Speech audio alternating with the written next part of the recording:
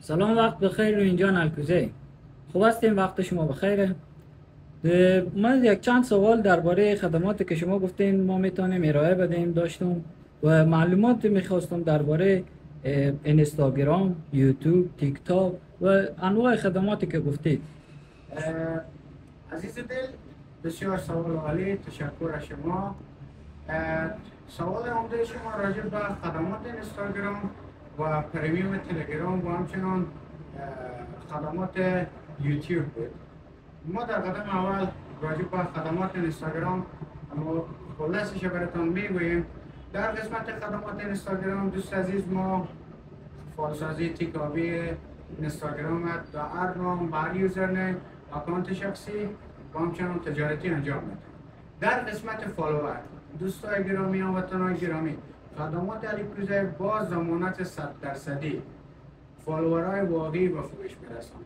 تمامی فالوورهای ما واقعی است که از طریق تبلیغات و منابع کاملا معتبر سفارش میشه و برایتان داده میشه.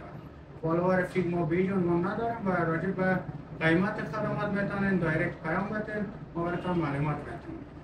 لایک اینستاگرام خواسته باشین، لایف استریم اینستاگرام خواسته باشین، کلا هر نوع خدماتی که شما از اینستاگرام لازم داشته باشین به صورت واقعی دفتر خدماتی الکترونیکی در خدمتتان است، موجود دارد.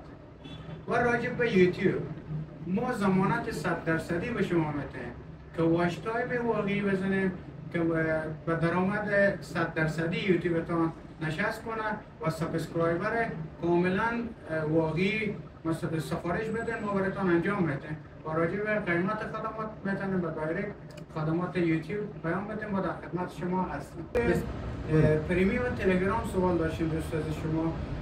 راجع به خدمات پریمیوم تلگرام، استارز تلگرام بخواین، واست تلگرام بخواین، ممبر پریمیوم تلگرام به چنل خود بخواین، هر نوع خدماتی که در هیچ کجای انجام نشه، خدمات دفتر الکترونیکی انجام میتونه ناگفته نماند. ما در قسمت پریمیوم سازی اکانتایتان هم در خدمتتان هستیم، بدون کدام مشکل با سرعت عالی انجام میدیم. موفق باشین دوست عزیز، سلام باشین.